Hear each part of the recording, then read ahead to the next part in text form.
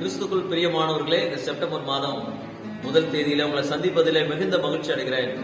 கர்த்தர் தாமே மட்டுமாய் நம்மளை வழிநடத்தி வந்தார். அவருக்கு தோத்திரம் செலுத்துகிறோம். இந்த நாளில இந்த காணொலி வழியாக கர்த்தரை துதிப்பதில, இந்த வாக்குத்தத்த வசனத்தை கேட்பதில மிகுந்த மகிழ்ச்சி அடைகிறேன். கர்த்தர் நல்லவர், இயேசு நல்லவர் நம்முடைய வாழ்க்கையில. நாத்திரம் வயல்வெளியாகுமே,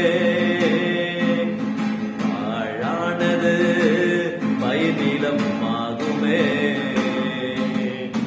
நாத்திரம் வயல்வெளியாகுமே, ஆழானது பயிர்நிலம் ஆகுமே. நீ வந்தால் சூழ்நிலை மாறுமே, முடியாததும் சாத்தியமாகுமே. நிறைவே நீர் மாறுமே, நிறைவே நீர் வேண்டுமே, நிறைவே நீர் போதுமே. ஆவியானவரே, பலவீனம் பெலனாய் மாறுமே, சுகவீனம் சுகமாய் மாறுமே. நீர் வந்தால் சூழ்நிலை மாறுமே, முடியாததும் சாத்தியமாகுமே. நிறைவே நீர் பாருமே, நிறைவே நீர் வேண்டுமே, நிறைவே நீர் போதுமே. ஆவியானவரே, கிறிஸ்துவுக்குள் பிரியமானவர்களே, ஆண்டவரை துதிப்பது நல்லது. அதே போல இந்த நாளிலே இந்த மாதத்தினுடைய வாக்குத்தத்த வசனம் அது பிலிப்பியர் புஸ்தகம் 4வது அதிகாரம் 19வது வசனம்.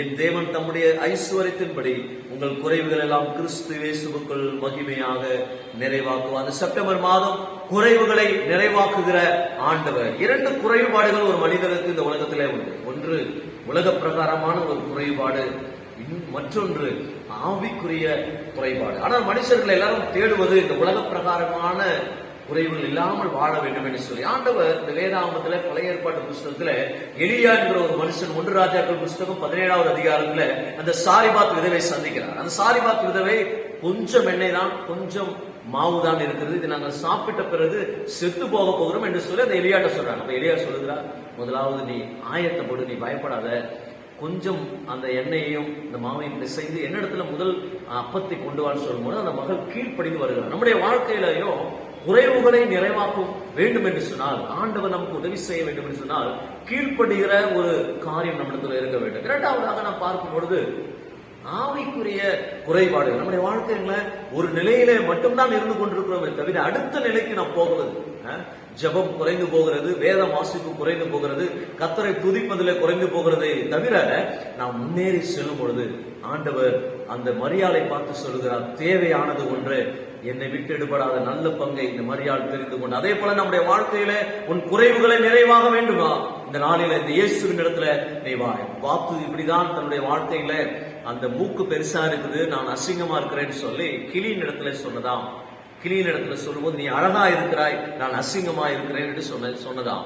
உன்னை கிளி பார்த்து வார்த்தை பார்த்து சொன்னதாம்.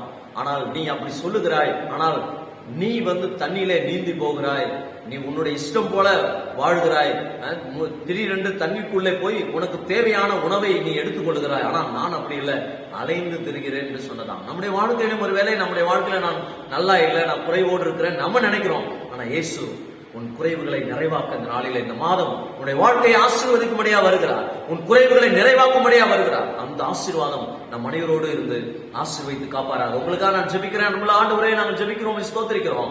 இந்த காணொலி வழியாக இந்த செப்டம்பர் மாதத்துல இந்த வாக்குத்தத்தத்தை பெற்றுக்கொண்ட ஒவ்வொரு ஆத்துமாவை நீ ஆசீர்வதியும். இயேசுவின் நாமத்தில் பிதாவே, ஆமென்.